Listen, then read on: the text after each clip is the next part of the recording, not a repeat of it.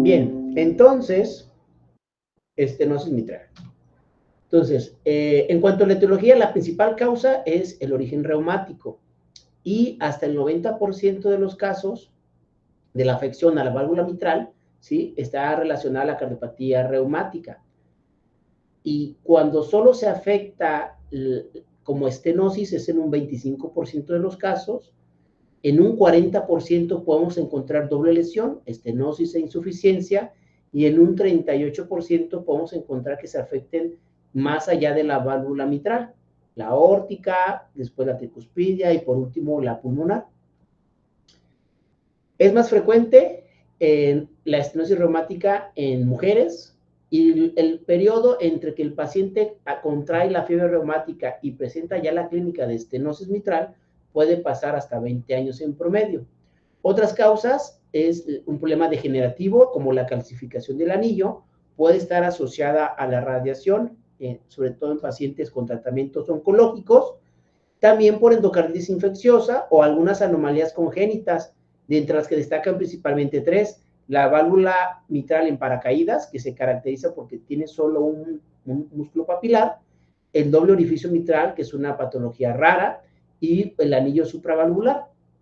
También las enfermedades inflamatorias como el lupus, o las enfermedades como el Fabry, o las enfermedades infiltrativas como la mucopolisacaridosis, que todas estas, el común denominador que van a tener es que van a generar por diferentes mecanismos engrosamiento de las válvulas y disminución de su apertura, lo que nos va a dar una estenosis mitral. Dentro de la fisiopatología sabemos que en la cardiopatía reumática es resultado de una respuesta inmune exagerada, una respuesta inflamatoria, que va a generar afectación de los bordes de las valvas por una reactividad cruzada entre el antígeno del estreptococo y el tejido de la válvula, y que, como es algo crónico, va a ir generando afectación valvular. En las primeras fases, lo que encontramos es que el movimiento va a estar restringido de las puntas de las valvas, generando lo que llamamos una apertura en domo. Y este es más visual o más claro en la válvula anterior, porque es la de que tiene mayor superficie. Conforme avanza la situación, vamos a tener que esa fusión de comisuras va a dar el lugar a un orificio de la válvula mitral pequeño y central, lo que a veces se puede encontrar referido como una en boca de pez o en forma de ojal. Y esto es característico por esa fusión de comisuras. En las fases terminales vamos a encontrar que ya las valvas están engrosadas y rígidas, y que no pueden abrirse ni cerrarse por el grado de afectación valvular. Los cambios hemodinámicos se generan cuando esta área valvular disminuye. Lo normal es de 4 a 6 centímetros cuadrados, pero dependiendo, cuando esa área valvular baja de 2 centímetros hasta 1.5 centímetros, decimos que tiene una afectación leve, y cuando está de 1.5 a 1.1 es moderado, y menos de 1 centímetro es algo severo. Tenemos que saber que no solo el área valvular, sino también el gradiente nos habla, que se genera en ese punto, nos habla de la severidad, siendo un problema severo cuando este gradiente está de 10 milímetros de mercurio o más. Dentro de la fisiopatología, tenemos que recordar que es algo similar a lo que veíamos con la insuficiencia mitral, solo que allá era sobrecarga de volumen y aquí es sobrecarga de presión, porque ese incremento de presión que se genera en la aurícula izquierda, ocasionado por ese tapón que tenemos en la válvula mitral, va a generar que la presión la dirija hacia la red venosa y capilar pulmonar, generando que nuestro paciente presente disnea, sobre todo de ejercicio, y que las crisis se van a estar asociadas a cualquier situación que genere taquicardia. Es decir, el aumento en el flujo sanguíneo transvalvular va a generar aumento de la presión de la aurícula izquierda, y esto va a reducir el tiempo de llenado diastólico y va a reducir nuestro gasto cardíaco. Este incremento de la presión auricular va a generar cambios a nivel de la aurícula. Primero, hipertrofia, y si no se resuelve esto, va a dar una dilatación, que a su vez va a generar que incremente la presión hacia las venas pulmonares y hacia los capilares pulmonares, generando afectación en el intercambio de oxígeno, dando edema intersticial y por último edema pulmonar. Y estos pacientes, conforme avance el problema, vamos a llegar a un punto en el que comiencen a generar, por esta situación que ya comentamos de la presión, generar hipertensión arterial pulmonar.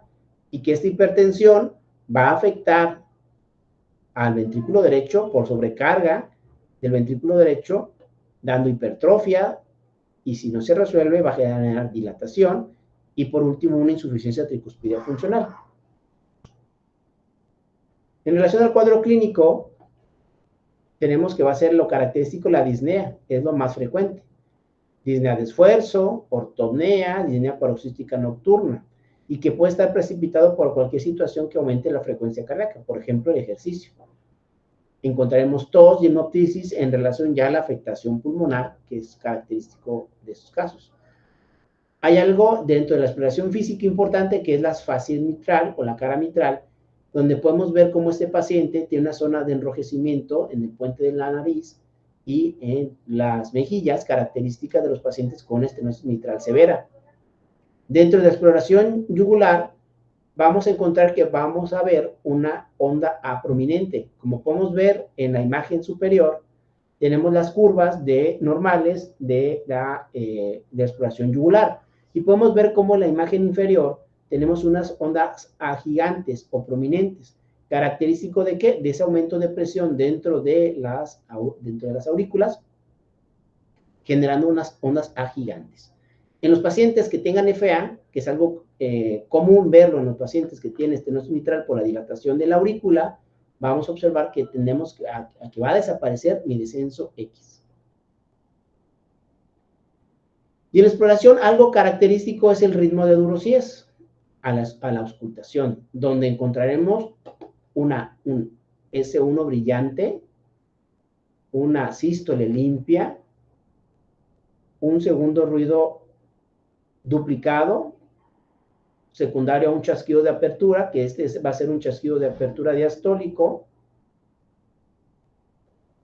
que es este de aquí. Tendremos nuestro soplo, nuestro retumbo diastólico, y fíjense cómo va de más a menos, hasta que antes, ya en la región telediastólica, vamos a tener un reforzamiento presistólico, es decir, antes otra vez de mi S1. Repito, el ritmo de uno sí es un S1 brillante, una sístole limpia, un segundo ruido duplicado por la presencia de un chasquido de apertura, con un retumbo o soplo diastólico con reforzamiento presistólico.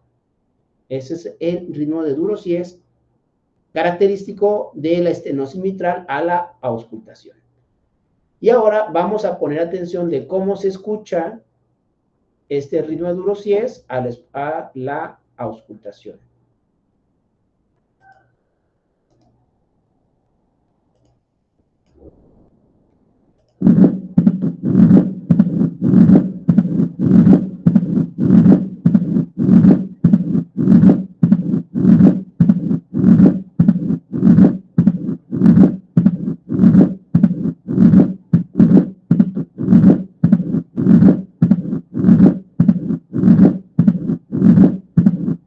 Y como se puede fijar, se escucha el desdoblamiento, después un soplo de baja intensidad y después el reforzamiento presistólico.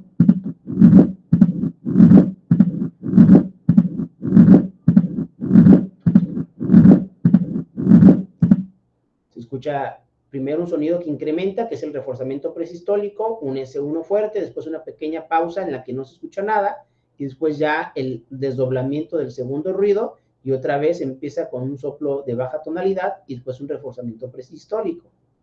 Ese es el ritmo de Durosíes. Escuchemos una última vez.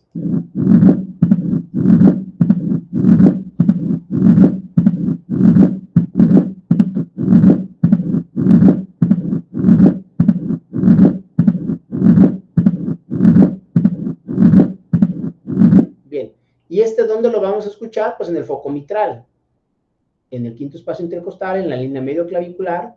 Ahí escucharemos en el ápex, en el choque de punta, el ritmo de Durosíes. Otras cosas que nos van a hablar de la severidad en la auscultación es detectar un reforzamiento del segundo ruido en el foco pulmonar, lo que nos habla de una que estamos ante una hipertensión arterial pulmonar. Es importante siempre escuchar el foco pulmonar. También, conforme incrementa la hipertensión pulmonar, va a generar que nuestra válvula pulmonar se afecte, produciendo una insuficiencia pulmonar. Y al soplo que se genera secundario a hipertensión pulmonar, le vamos a llamar un soplo de Graham-Still, que suena más o menos así.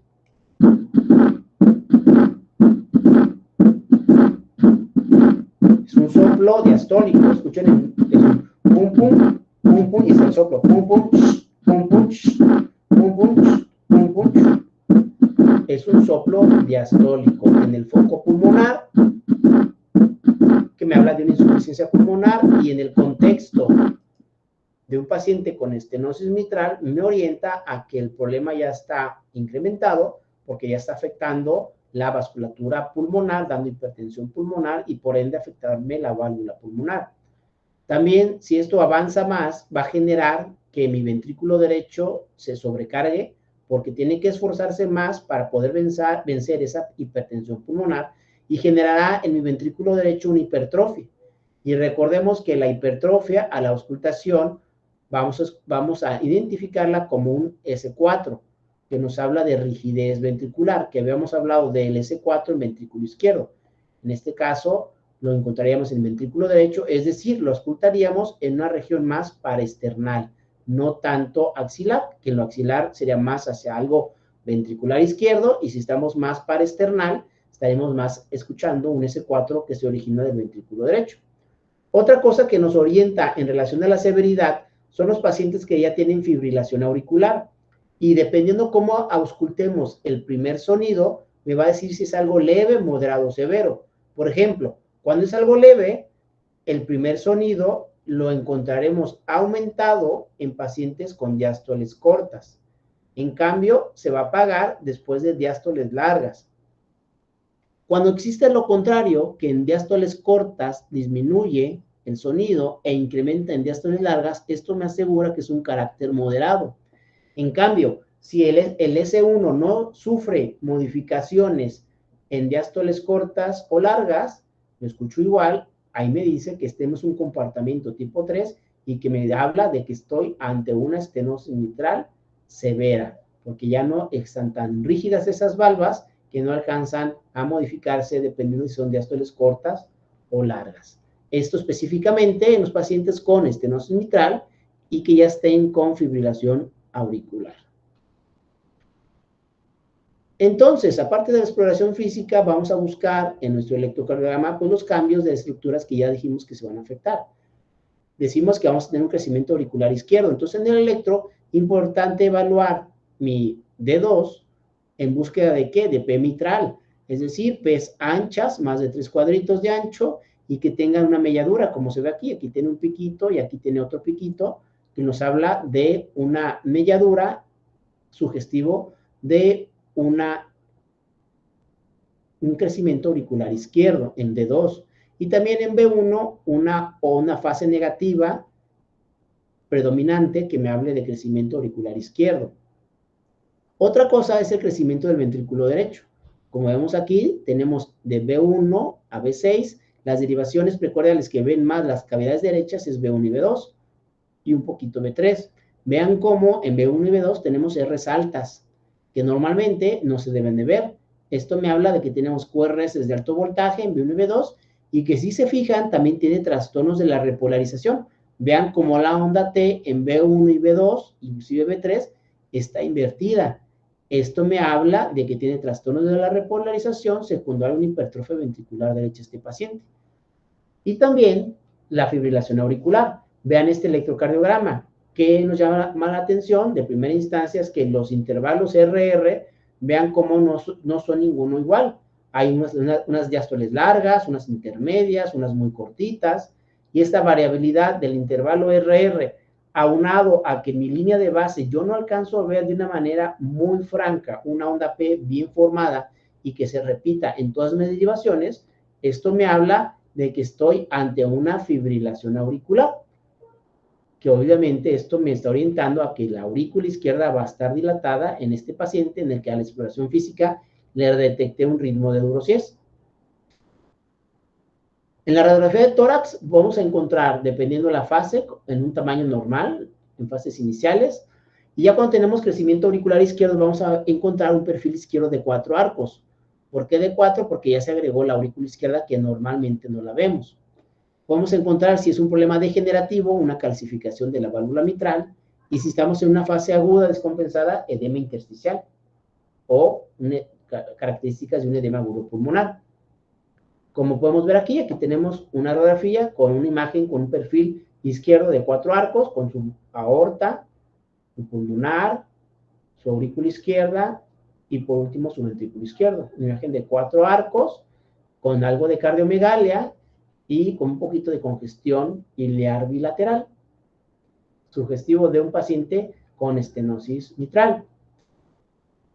En la ecocardiografía, esta va a ser muy importante porque nos va a poder evaluar la anatomía de la válvula para definir la etiología y también nos va a definir la severidad de la estenosis.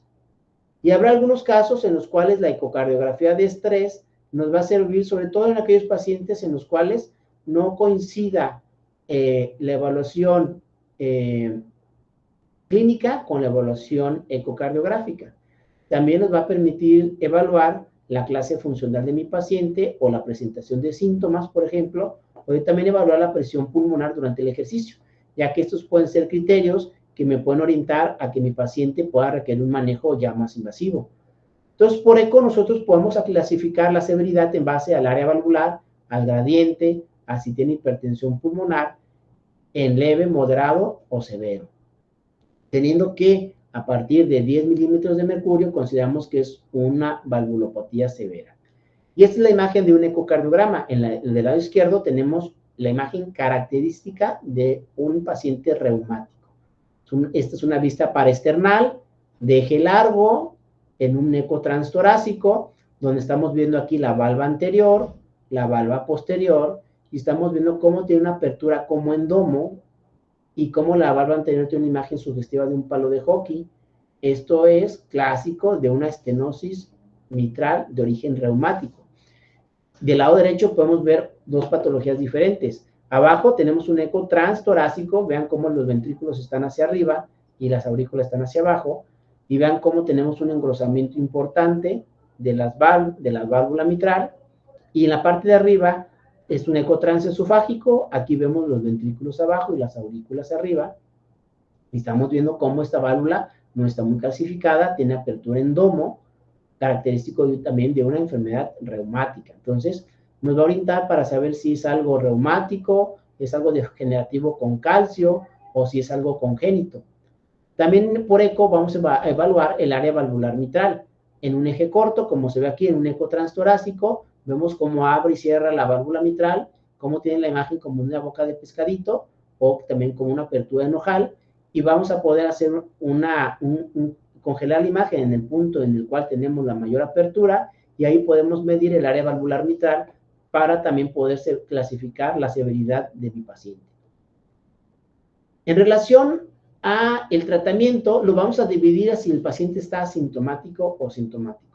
Los pacientes asintomáticos, la característica es que hacemos, sobre todo, controlamos las comorbilidades y también controlamos las situaciones que puedan generarme crisis a mis pacientes. Es decir, cualquier situación que me genere taquicardia. Por ejemplo, anemia, procesos infecciosos importantes, ejercicio extenuante. Y el seguimiento de estos pacientes, es cuando es un problema moderado, se tiene que reevaluar cada año, y cuando es severo, cada 6 meses, aunque estén asintomáticos. Cuando el paciente está asintomático, aquí el manejo será con diuréticos para disminuir la congestión pulmonar y con la restricción de sodio. Por lo mismo, también se pueden utilizar beta bloqueadores para el control de la frecuencia cardíaca, y la digoxina únicamente en pacientes con fibrilación auricular y que no responden adecuadamente a otros fármacos para controlar la frecuencia, como los beta bloqueadores. Y los betabloqueadores y los calcioantagonistas nos ayudan a mejorar la tolerancia al ejercicio. Al no permitir que aumente la frecuencia cardíaca tanto, hace que el paciente lo tolere más el ejercicio. La anticoagulación es importante, sí, en pacientes con fibrilación auricular, pacientes mayores de 70 años, que ya hayan tenido un embolismo previo, o que la aurícula izquierda sea una aurícula izquierda aneurismática, porque una aurícula muy grande y con esa obstrucción que tiene a nivel de la válvula mitral va a generar que tengamos éstasis sanguínea y que se formen coágulos y eso se puedan ir a nivel cerebral. El tratamiento de arritmias es importante tratar de mantener a los pacientes en ritmo sinusal, por eso si el paciente está en fibrilación auricular, lo ideal es mantenerlos con frecuencias cardíacas en reposo de 60 y en actividad menores a 110. Eso lo utilizamos con betabloqueadores y si no, como ya comentábamos, con digoxina, aunque cada vez se usan más los betabloqueadores. ¿En qué situaciones se puede llegar a requerir un cateterismo? En aquellos en los que existe una discrepancia entre lo que nosotros revisamos a nuestro paciente con la clínica con lo que nos reporta el ecocardiograma. También para poder determinar hasta qué punto está asociado los síntomas de mi paciente por un problema valvular reumático como estenosis mitral o si está asociado a otra patología, por ejemplo, un problema pulmonar, llámese EPOC, enfisema o algún problema pulmonar en el cual no sepamos cuál es la causa principal de los síntomas de nuestro paciente. También pacientes que tengan angina de pecho, es importante hacer una evaluación mediante el cateterismo, ver si no tienen un problema isquémico también en su paciente.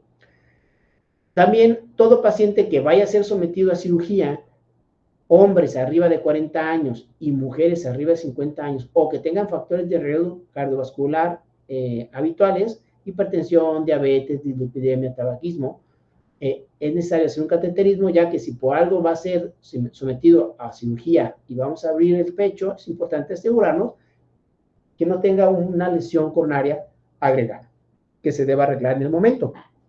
O aquellos pacientes que tengan una prueba de estrés sugestiva de isquemia, obviamente se tienen que guardar las coronarias. Dentro de la historia natural, entonces, sabemos que los pacientes que tuvieron fiebre reumática durante la infancia van a tener un periodo asintomático entre 15 y 20 años, y por eso, por lo general, alrededor de los 40 empiezan con síntomas. De aquí, de que empiezan con síntomas, estos pacientes, en un promedio de 5 a 10 años, si no se tratan, van a llegar a una insuficiencia cardíaca refractaria, clase 4, y que en estos casos ya la sobrevida de los pacientes cae a un 15% a 5 años. Entonces, los pacientes hay que identificarlos y tratarlos cuando estemos, ¿sí?, apenas con clase funcional 2 para mejorar su pronóstico.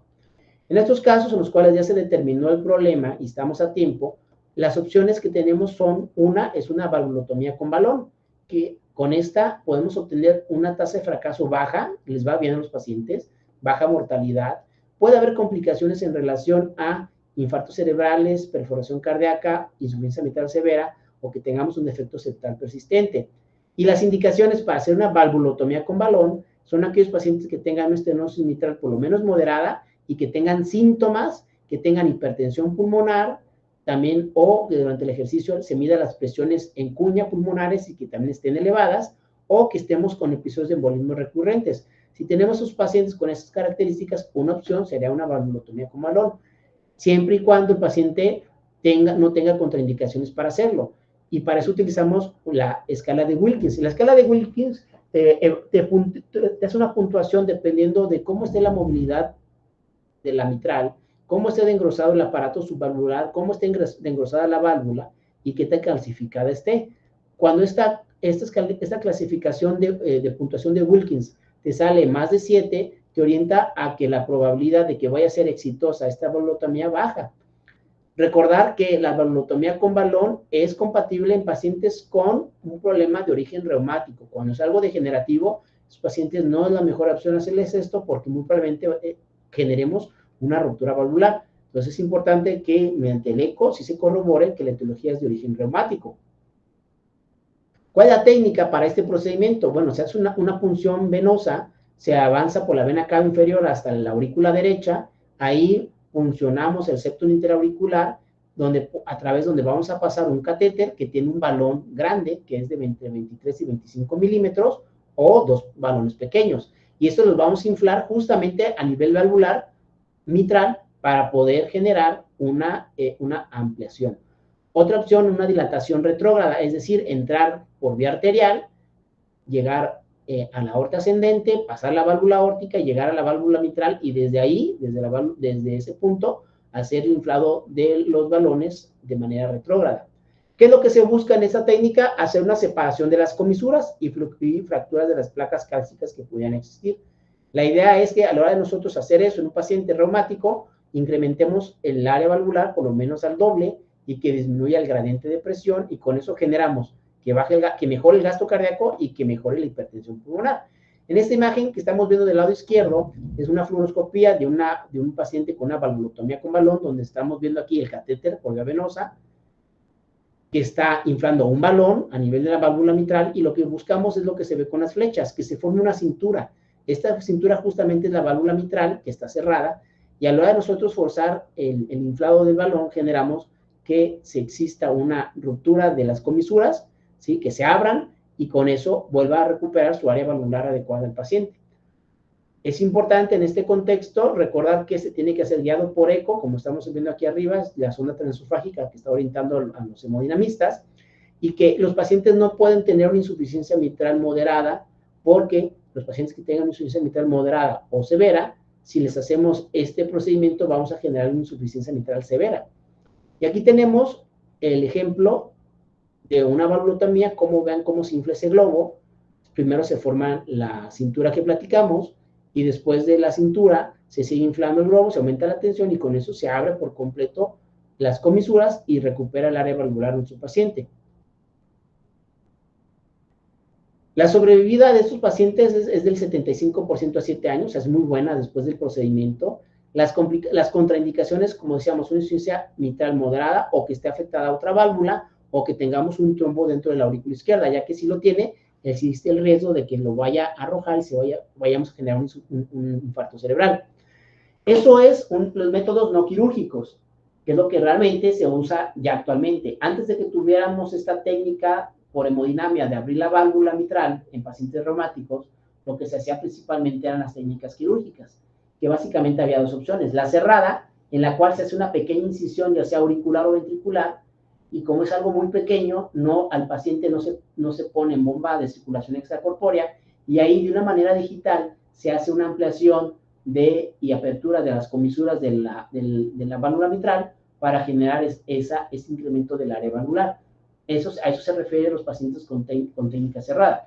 Y básicamente la técnica abierta no es otra cosa más que al paciente sí se pone en cirugía extracorpórea, con lo cual uno puede parar el corazón, puede abrir las cámaras, tener una mayor visión y ver directamente la válvula mitral y trabajar sobre ella. Es lo que referimos con una valvulotomía quirúrgica abierta, que por lo general tiene un éxito muy bueno del 80%, baja mortalidad, y tiene una sobrevida del 80 al 100% a 10 años, también muy buena.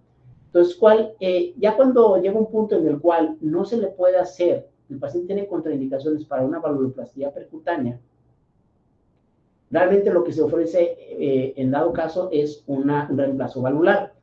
¿Y cuándo ofrecemos un reemplazo valvular? Cuando pues tenemos contraindicaciones, ¿no? Para hacer una comisurotomía mitral percutánea o digital. Y es que sea una estenosis que no sea por lo menos moderada, que tengamos un trombo en la aurícula, que esté asociado a una insuficiencia mitral por lo menos moderada a severa, que tenga una calcificación muy severa bicomisural, o que no tenga ausencia de fusión comisural, o sea, que no sea de origen reumático, que esté asociada a otra válvula enferma, o que por alguna razón también tenga un problema a nivel coronario, tengan que arreglarse también ahí. En esos contextos está indicado un reemplazo valvular. Y entonces los pacientes que tienen estenosis mitral moderada, o sea, menos de 1.5, lo que tenemos que preguntarnos es si tiene síntomas o no. Si el paciente tiene síntomas, hay que ver si tiene contraindicaciones para la valvulotomía percutánea. Si tiene contraindicaciones para la valvulotomía percutánea, pues ya se va directo a cirugía. Si el paciente no tiene contraindicaciones, evaluamos el riesgo de la cirugía. Si tiene alto riesgo para cirugía, entonces el paciente se va a valvulotomía. Si el paciente no tiene criterios de alto riesgo o contraindicaciones para la cirugía, tenemos que evaluar las anatomías de nuestra válvula, que ahí entra la escala de Wilkins, en el cual si tiene características anatómicas favorables a 7 o menos, se recomienda una valvuloplastía. Si tiene contraindicaciones o anatomía no favorable, en ese contexto se recomienda que el paciente se vaya a cirugía del corazón. Cuando el paciente no tiene síntomas, ahí tenemos que evaluar si existe el riesgo elevado de embolismos o descompensación hemodinámica. Si no lo tiene, ahí se puede hacer una prueba de esfuerzo y vemos si el paciente tiene síntomas. Si el paciente con la prueba de esfuerzo no tiene síntomas, le damos seguimiento. Si el paciente con la prueba de esfuerzo desencadena síntomas, tenemos que evaluar si tiene características adecuadas para una valvulotomía con balón. Si sí las tiene, ¿sí? Si sí tiene anotaciones favorables, si no tiene contraindicaciones, se puede hacer el procedimiento. Si el paciente no tiene características favorables para la valvuloplastía con balón, se puede dar el seguimiento y esperar el punto en el que ya se ponga con síntomas, ¿sí? Más allá del esfuerzo, y valorar en ese momento ya la cirugía.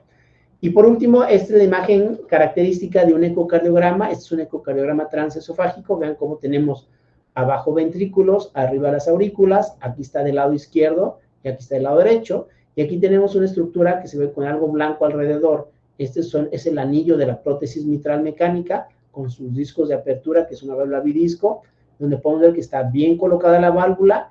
Y si medimos aquí los gradientes, vemos como el gradiente de tener arriba de 10, el gradiente bajó a 2 y se quedó sin insuficiencia mitral como mejoría de la valvulotomía, del reemplazo valvular quirúrgico.